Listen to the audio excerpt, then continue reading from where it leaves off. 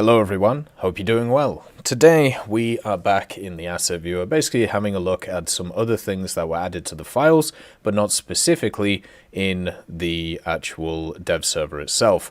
And this is going to be much more focused on munitions, where the first part was some more of the Israeli vehicles and other things going on.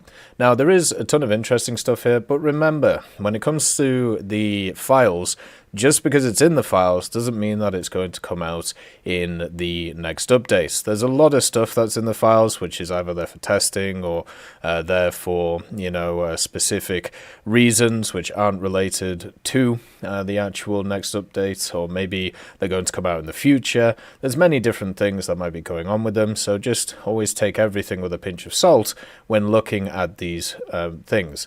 So the first thing we're having a look at is the Matador Super 530F. This is a really interesting missile.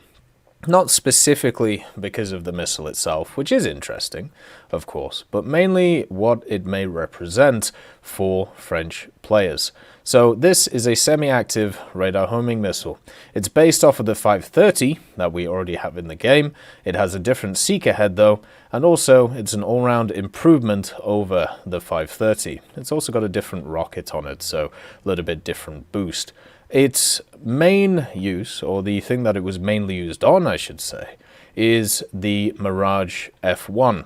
And the Mirage F1 is one of those vehicles that would make a lot of sense coming to War Thunder at some point, maybe even this update. And that's why it's got a lot of players very much interested in it. By the way, I'd like to also say thank you to Rocker for helping me with some of these information. I'm not great with general modern missiles, so it's always nice to be able to talk to him about these things. And also Zabby for giving out a bunch of information to the community to be able to have a look at through the data mines. And I'll make sure when it comes to that to cover that in a future video.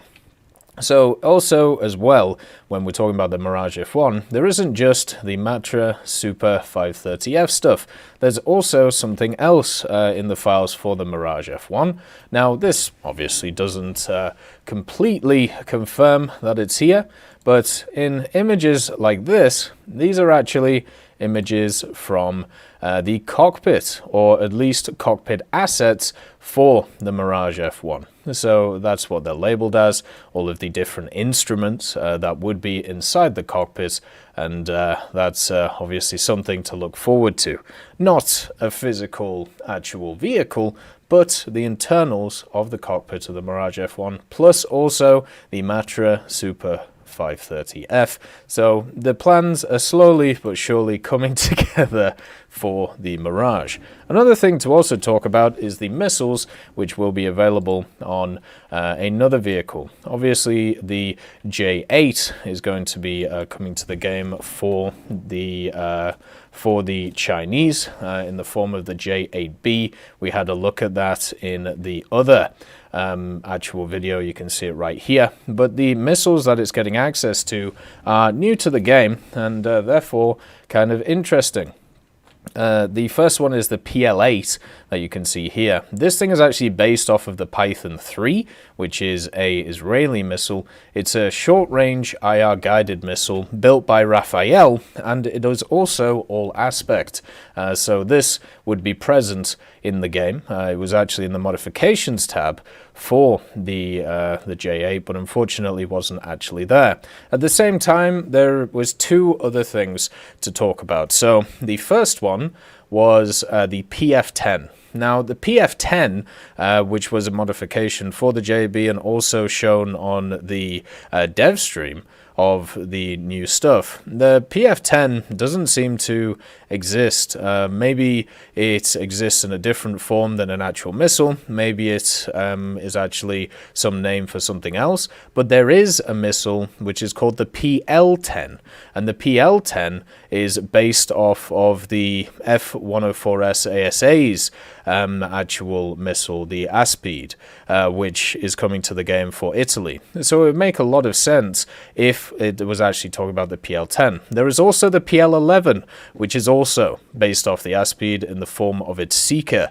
on the missile itself. So the first set of semi-active radar homing missiles, which are coming in for China, seem to be in the form of these missiles, and we'll have to see how they come in. And it would make sense if they do have the relation to the ones which are also coming on the ASA for the Italians, so that would make a little bit more sense. At the same time, there is also another vehicle which has found itself in the files, and this is one which is going to split opinion as always. You actually have the Mi-28A. Now, this actually maybe won't split opinion because it's just a Soviet helicopter.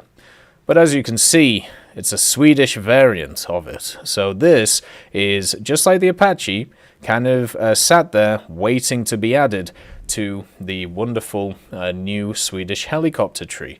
Now, the Apache at the top of the Swedish helicopter tree was one which was tested by the Swedish in the 90s to see if the Swedes wanted to buy it, basically. There was a ton of different vehicle tests and just general army tests done in the 90s by the Swedish to take themselves to the next level when it came to their military stuff. They did a bunch of tests with the Abrams, the Leopard 2A4 or the Leopard 2AV. They also tested some other vehicles alongside of it. They tested some aircraft. They tested some helicopters. They just wanted to modernize their military in pretty much every aspect. And the Mi-28A went up against the Apache. And in true Swedish style, they didn't buy either. So what ended up happening is after the tests, which I believe were about a week long, they just didn't bother.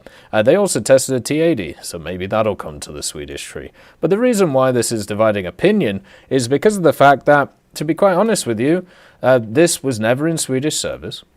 This was really only rented for, about a week, and maybe not even rented, just, kind of shown to the Swedish, and, they had a look at it and maybe used it a little bit in the form of trying to operate it, and that was really about it. So is that enough of an actual, is that enough of an actual link to be able to make this thing a vehicle which you would put into a tech tree for a nation?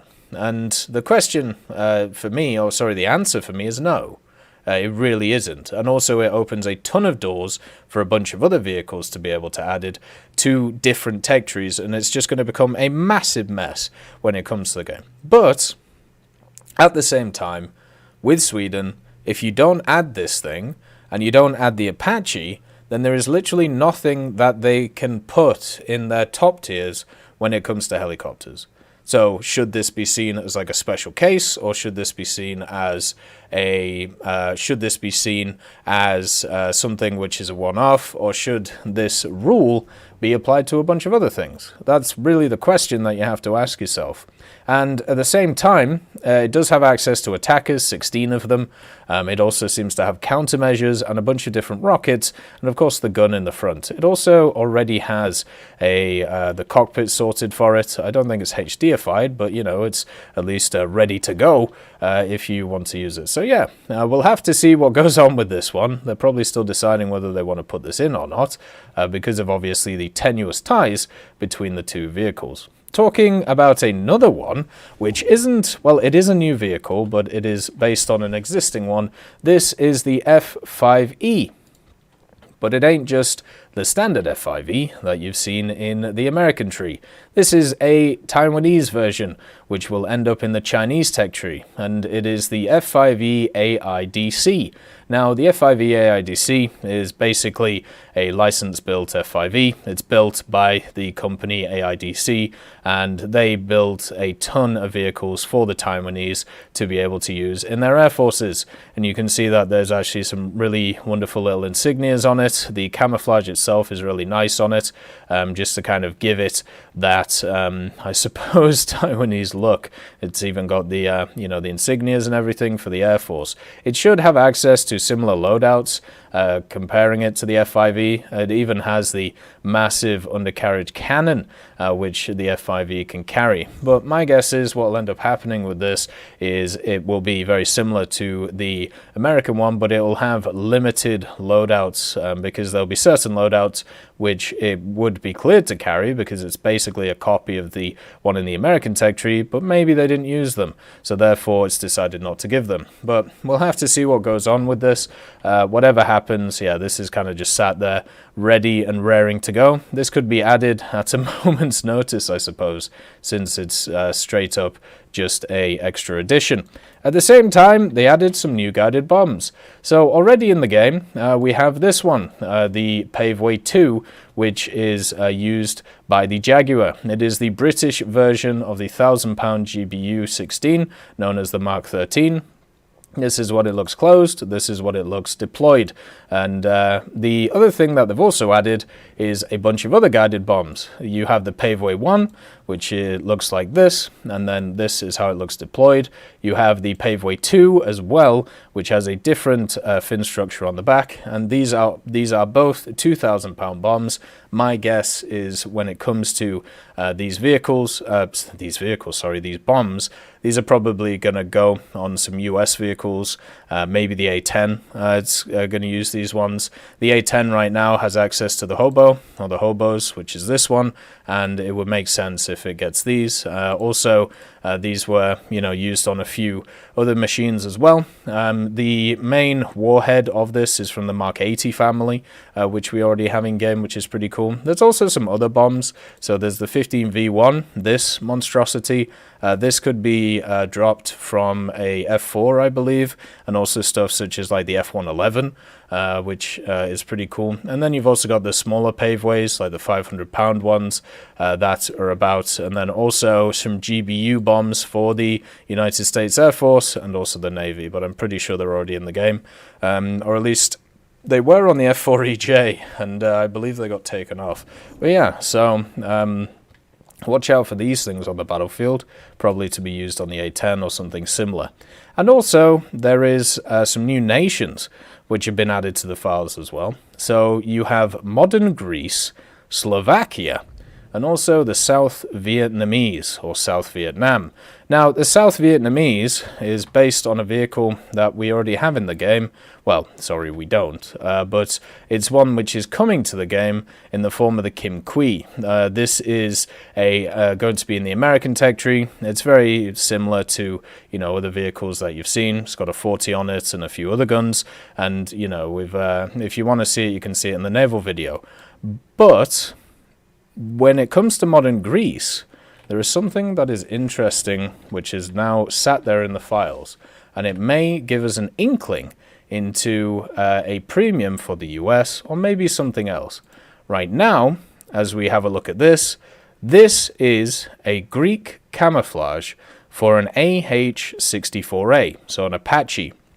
So now that Israel has been added to the game and the P10 is away from the American tech tree, remember, if you want to buy the P10 for the American tech tree, you're going to have to do it before the update comes out if you're able to. Otherwise, you won't be able to buy it anymore for the Americans. It will then become available for the Israelis. But if you bought it for the Americans, it will stay in the American tech tree.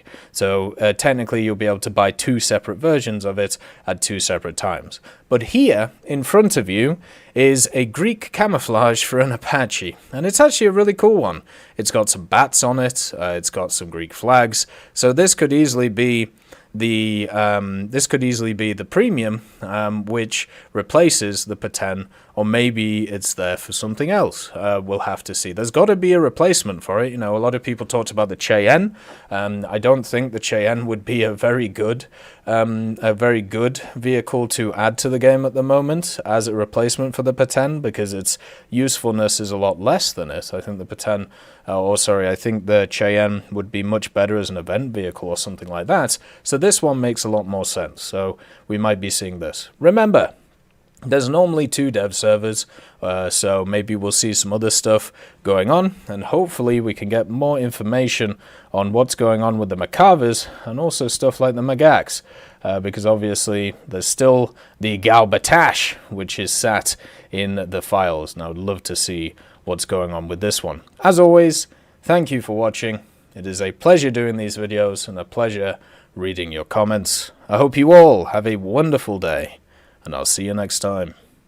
I'd just like to thank Merciless Reaper, Jerry Provolt, Mega Dino King, Professor X1718, Orange Tail, Sakoshi Tiger, Teddy, John Ryman, Universe, Eugens Terry, Ambrosius McClellan, Daniel Stanton, Martinez, Moxie, B. Young, and Derek R., Barine, Lafouche, and Samuel Slick for supporting the channel.